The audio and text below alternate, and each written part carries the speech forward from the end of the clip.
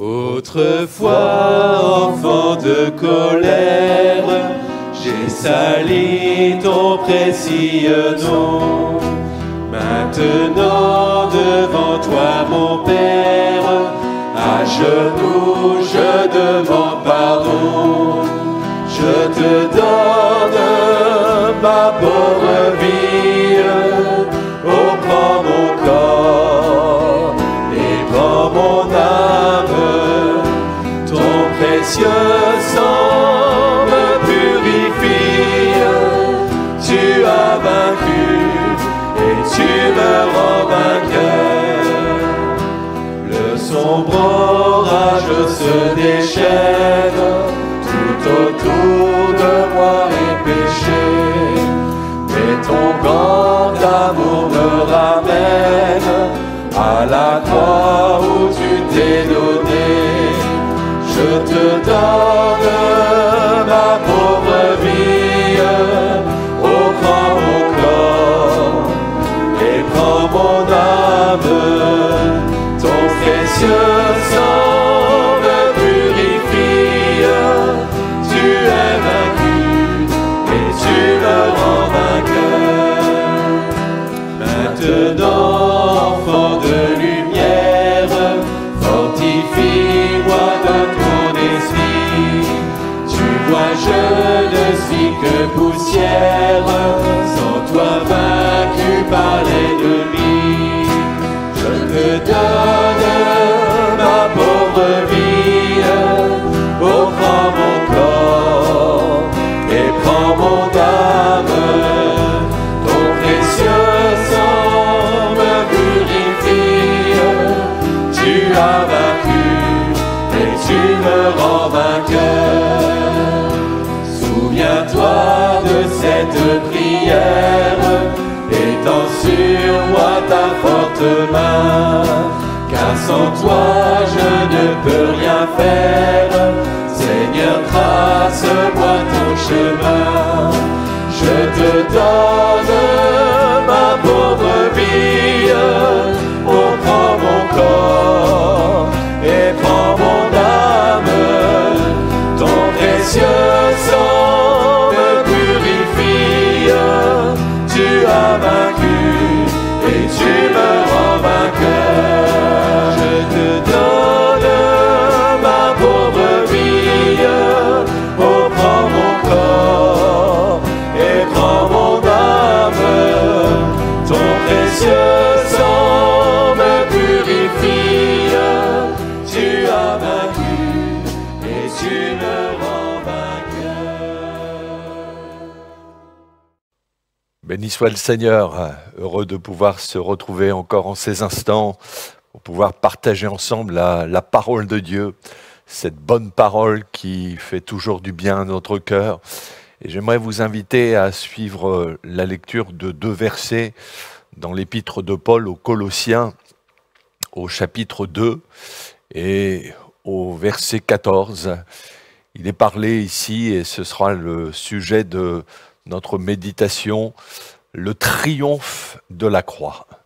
Et c'est l'apôtre Paul qui dit « Il, c'est-à-dire Jésus, a effacé l'acte dont les ordonnances nous condamnaient et qui subsistait contre nous, et il l'a détruit en le clouant à la croix.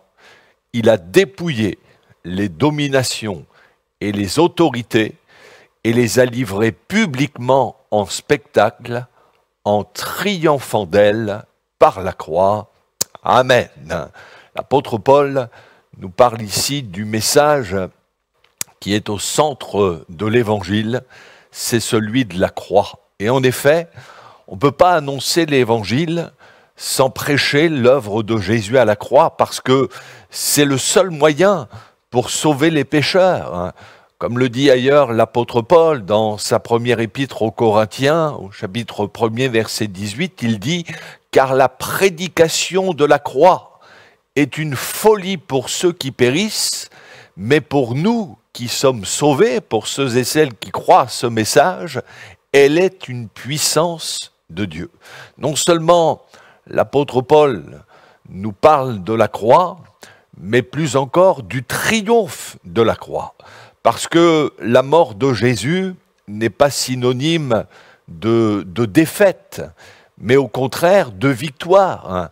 C'est vrai que la religion, au travers des crucifix, nous représente toujours Jésus comme s'il était à jamais figé sur la croix.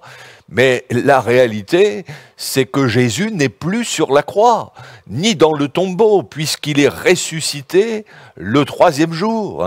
Et la Bible nous dit qu'il est vivant, assis à la droite de Dieu, prêt à intercéder pour ceux et celles qui croient en lui. La croix est synonyme de victoire. C'est là où Jésus a triomphé de la mort, mais aussi du péché, de la maladie, de tous nos maux, nos souffrances. Et parce qu'il est vivant, sa victoire à la croix peut être aussi la nôtre par la foi. C'est pourquoi encore aujourd'hui, nous prêchons ce message de la croix, parce qu'il est toujours aussi efficace pour ceux et celles qui veulent croire. Alors bien sûr, quand on parle de la croix, il ne s'agit pas uniquement de l'objet en lui-même. On sait qu'au cours des siècles, la croix est devenue un objet de vénération, d'idolâtrie. On l'associe à toutes sortes de pratiques superstitieuses, avec les crucifix ou le fait de faire le signe de la croix. De nos jours, c'est même devenu un accessoire de mode qu'on porte autour du cou. Mais voyez-vous, plus que d'avoir la croix autour du cou, c'est surtout au fond de notre cœur qu'elle doit être. Que l'œuvre de Jésus à la croix ait un impact dans notre vie, c'est ça qui est important. La croix, c'est bien plus qu'un symbole religieux qui représente une religion, mais il y a dans ce message une puissance de salut, de délivrance, de guérison pour tous ceux et toutes celles qui justement veulent croire à l'œuvre de Jésus à la croix. Jésus dit en parlant de son œuvre à la croix, dans l'Évangile selon Jean, au chapitre 12, verset 32, « Et moi, quand j'aurai été élevé de la terre, j'attirerai tous les hommes à moi. » Oui, Jésus veut nous attirer à lui, et de quelle manière? Eh bien, aussi étonnant que soit-il, par son œuvre à la croix. Parce que c'est vrai qu'humainement parlant, la croix n'a vraiment rien d'attirant. C'était l'un des supplices les plus repoussants qui soient. La crucifixion était un châtiment conçu par les Romains pour souffrir le plus longtemps possible. Et ça pouvait parfois durer des heures, voire des jours, sans boire ni manger, dans des souffrances si terribles que souvent les crucifiés suppliaient que quelqu'un vienne les achever. Et c'est ce supplice que Jésus a enduré.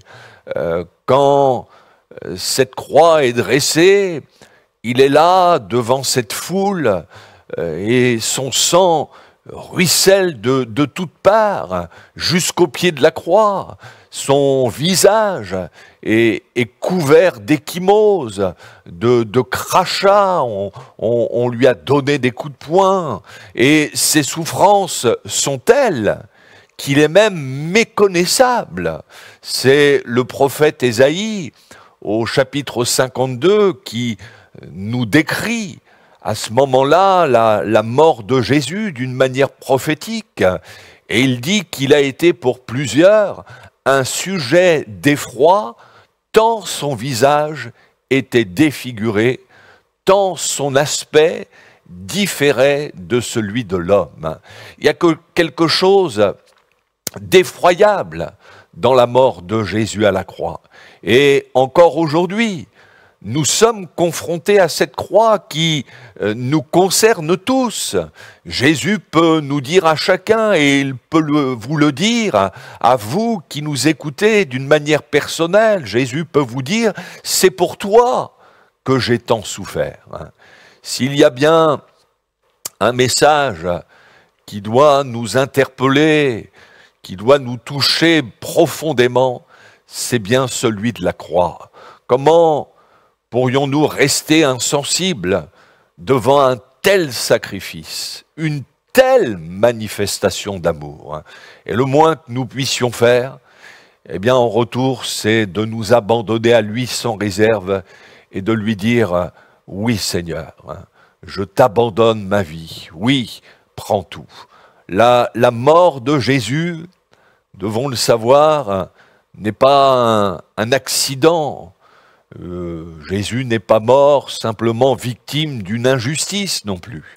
Mais il y a là le plan de Dieu auquel Jésus s'est parfaitement soumis.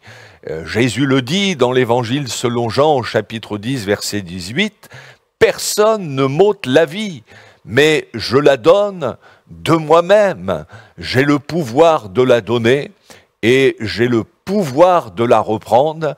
Tel est l'ordre que j'ai reçu de mon Père. » Si Jésus l'avait voulu, il avait le pouvoir de dire « Non, je ne donnerai pas ma vie », mais par amour pour nous, par amour pour chacun d'entre nous, il a accepté d'aller jusqu'à la croix, parce que c'était le seul moyen d'effacer les conséquences d'un acte qui remonte jusqu'au Jardin d'Éden, au jour où l'homme a fait le choix de désobéir à Dieu, ou en quelque sorte, il a choisi de vivre sa vie sans Dieu, de ne plus se soumettre à l'autorité de Dieu, à sa parole. Et par cet acte de désobéissance, eh bien, il s'est placé sous l'emprise du diable qui, depuis ce temps, exerce un pouvoir sur notre humanité tout entière. La Bible nous dit que le monde entier vit sous la puissance du malin. Ça, c'est une réalité spirituelle. Depuis le Jardin d'Éden, l'être humain vit sous une influence ténébreuse, une puissance d'aveuglement, de péché, même de mort spirituelle, de condamnation éternelle, dont il ne peut se libérer lui-même. Mais béni soit Dieu, parce que cet acte qui nous condamnait, eh bien, la Bible nous dit que Jésus l'a effacé par sa mort sur la croix. Et la Bible nous dit qu'il n'y a maintenant plus de condamnation pour ceux qui sont à Jésus-Christ, pour ceux et celles qui, dans un acte de foi et de repentance, se placent au bénéfice de l'œuvre de Jésus à la croix, et puissions-nous être de cela. C'est ce que nous dit ici l'apôtre Paul dans la lecture que nous avons pu faire, c'est l'épître aux Colossiens au chapitre 2 verset 14, que Jésus a effacé l'acte dont les ordonnances nous condamnaient et qui subsistait contre nous, et il l'a éliminé en le clouant à la croix. Nous faut nous rendre à l'évidence, sans pour autant avoir eu une vie de débauche, mais à maintes reprises, vous et moi, on a transgressé les commandements de Dieu, que ce soit en pensée, en parole, en action, nous l'avons tous offensé. Et il y a des actes qui nous condamnent, et des actes accusateurs qui peuvent même nous plonger dans une profonde culpabilité. Mais la bonne nouvelle de l'Évangile, c'est de nous dire que tous ces actes qui nous accusaient et nous condamnaient, eh bien Jésus les a éliminés, détruits, en les clouant à la croix. Et c'est pour ça que c'est essentiel d'être au bénéfice de l'œuvre de la croix, sinon on reste sous la condamnation éternelle. Voyez-vous, quand Paul parle de cet acte qui nous condamnait, mais qui a été éliminé en le clouant à la croix, il fait allusion à cette pancarte appelée à l'époque le titulus, que les Romains clouaient sur la croix au-dessus du condamné et qui indiquait les raisons pour lesquelles il subissait ce châtiment. Ça pouvait être meurtrier, voleur, révolte, et tous les passants pouvaient lire l'acte d'accusation, et cela servait aussi d'avertissement pour ceux qui seraient tentés de faire la même chose. Et c'est ce titulus qu'on a mis au-dessus de la croix de Jésus, avec cet acte d'accusation surprenant, Jésus de Nazareth, roi des Juifs. Et c'est le procureur romain Pilate qui a fait mettre cette accusation, cette inscription, et il savait bien que toutes les accusations que les Juifs religieux portaient sur Jésus étaient fausses. Et c'est en fin de compte par provocation qu'il a fait mettre cette inscription « Jésus de Nazareth, roi des Juifs », de telle sorte que tous les passants pouvaient comprendre que la condamnation de Jésus n'était pas justifiée. Et voyez-vous, la vraie raison de sa mort, elle nous concerne tous. Parce qu'en réalité, au-dessus de la croix de Jésus, ce sont tous nos péchés qui y sont mentionnés, tout le mal que nous avons pu commettre depuis le jour de notre naissance. Je le répète, en pensée, en parole, en action, tout est écrit. Et elle peut être très longue, cette liste. Orgueil, mensonge, égoïsme, hypocrisie, jalousie, rancune, colère, cupidité, idolâtrie, immoralité, excès de boisson, haine. Tout est écrit, même ce que nous pensons bien caché, ignoré aux yeux des hommes. Mais Dieu voit tout, rien n'est caché devant ses yeux. Et je le répète, peut-être que depuis ce matin, la liste s'est encore rallongée. Et il y a là un acte de condamnation. Mais voyez-vous, ce qui est glorieux, c'est que cet acte qui nous condamnait, eh bien, dans sa grâce immense, Dieu l'a pris et il l'a cloué sur la croix de Jésus, son Fils. Dieu a en horreur le péché, et tout péché mérite un châtiment. Mais dans son amour infini et sa grâce insondable, Dieu a décidé de juger le péché dans la personne de Jésus, son Fils. Lui, le saint, le juste, l'innocent, il a été fait péché pour nous, non pas pécheur, puisqu'il est sans péché, mais il a été fait péché pour nous. Je ne sais pas ce qui peut encore, amis, condamner votre conscience, ce qui vous accuse, vous accable, mais ce que je sais, c'est que si vous vous approchez de la croix de Jésus dans une attitude de foi et de repentance, Dieu peut vous dire, ce qui te condamne, eh bien je le cloue sur la croix de mon Fils pour que désormais tu en sois libre. Comme le dit si bien le prophète Ésaïe, le châtiment qui nous donne la paix est tombé sur lui. Oui, c'est cela le message de la croix. C'est Dieu qui a fait subir à son Fils le châtiment que nous aurions dû subir pour que la paix de Dieu nous soit donnée. Oui, Jésus a effacé l'acte dont les ordonnances nous condamnaient et qui subsistait contre nous.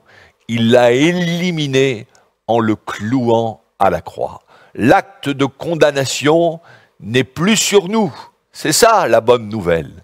Il a été éliminé, détruit par l'œuvre de la croix. Et c'est à nous de le croire et d'entrer par la foi dans la victoire de Jésus à la croix.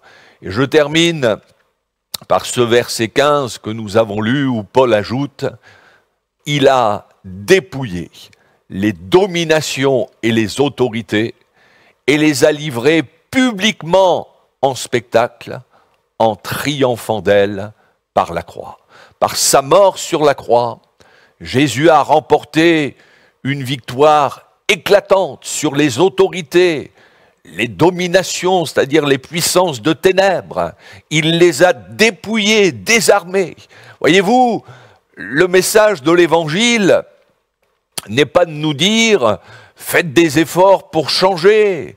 Faites des efforts par vous-même pour triompher du péché, de vos mauvaises habitudes, de vos craintes, de vos passions, de l'ennemi de vos âmes. Vous savez, si on essaye de lutter par nous-mêmes, mais c'est sûr, nous irons à la défaite et nous allons nous décourager. Mais la bonne nouvelle de l'Évangile, c'est de nous dire que la victoire, elle a déjà été remportée. Une fois pour toutes à la croix du Calvaire. Ce n'est plus à faire, c'est fait. Et notre part, eh bien, c'est d'entrer par la foi dans ce triomphe de Christ. Oui, en donnant sa vie, Jésus a vaincu notre péché. Il a vaincu ce qui nous condamnait. Il a vaincu notre culpabilité. Il a vaincu nos angoisses, nos craintes, nos maladies. Il a vaincu tout ce qui est plus fort que nous. Et c'est à nous de le croire, de nous saisir par la foi de cette victoire que Jésus a acquise pour nous à la croix. C'est ça la bonne nouvelle de l'Évangile, le triomphe de la croix. Et cette victoire de Jésus à la croix, eh bien, elle peut être aussi la nôtre par la foi. Amis, puissiez-vous vraiment réaliser la puissance de l'œuvre de Jésus à la croix. Puissiez-vous croire ce que Jésus a fait pour vous en donnant sa vie sur la croix. Réaliser cette victoire qui peut être aussi la vôtre. Vous aussi, vous pouvez vivre par la foi dans la victoire de Jésus à la croix. À lui soit toute la gloire. Venez en ces instants, confiez-vous dans le Christ. Dites-lui, oui Jésus, je réalise que c'est pour moi que tu as donné ta vie. Je méritais le châtiment, mais tu l'as subi à ma place. Seigneur, c'est moi qui devais être condamné, mais tu as été condamné à ma place, afin que tous les actes qui me condamnaient, eh bien, soient effacés. Seigneur, je veux croire maintenant qu'en te donnant ma vie, eh bien, désormais, il n'y a plus de condamnation. Que Dieu vous bénisse et vraiment saisissez par la foi ces paroles. Elles sont pour vous. Jésus veut vous sauver. Il veut vous transformer. Il veut vous entraîner dans cette victoire qu'il a remportée pour nous à la croix du Calvaire. Que son nom soit béni. On va se recueillir et prier le Seigneur. Ah, merci Seigneur, parce que, en effet, Seigneur, en mourant sur cette croix, quand nous voyons tout ce que tu as subi, Seigneur, c'est pour nous que tu as subi toutes ces souffrances. Et Seigneur, je te prie pour que ceux et celles qui entendent, qui ont entendu ce message, eh bien, puissent réaliser ce que tu as accompli pour eux à la croix, et que cette croix n'est pas synonyme de défaite, mais qu'elle est au contraire synonyme de victoire. Seigneur, encore aujourd'hui, je crois que ceux et celles qui se confient en toi, qui se repentent de leurs péchés, eh bien, peuvent voir cette victoire que tu as accomplie à la croix s'accomplir dans leur vie.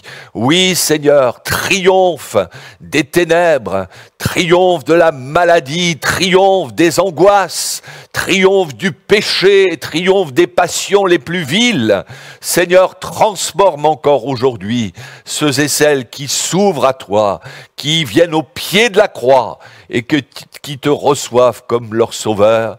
À toi toute la gloire, Jésus. Amen. Que Dieu vous bénisse et à bientôt.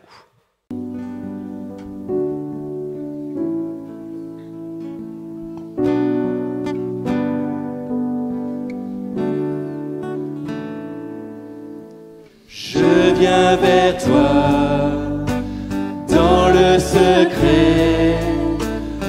Dans ta présence, je veux rester. Tu es, tu seras toujours là.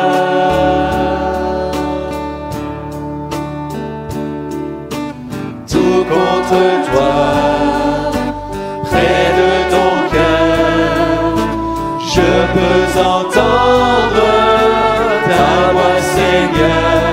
Tu es, tu seras toujours là.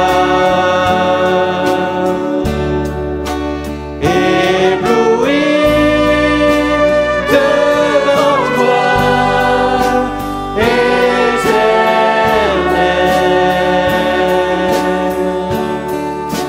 Ébahi par l'amour de ton ciel. Je suis là à tes pieds, je viens t'adorer, je désire habiter près de toi.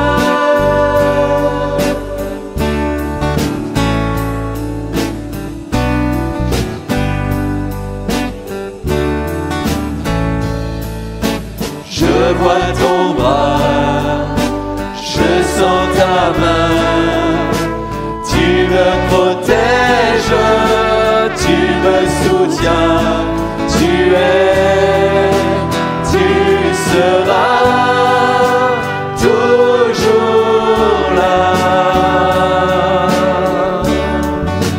Ébloui devant toi, éternel.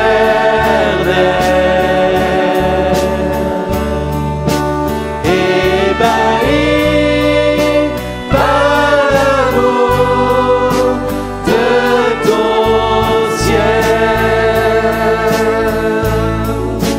Je suis là à tes pieds, je viens t'adorer, je désire habiter près de toi.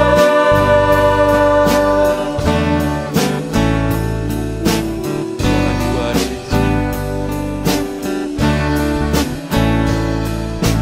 Tu es ma lumière, en toi j'ai un Père, reçois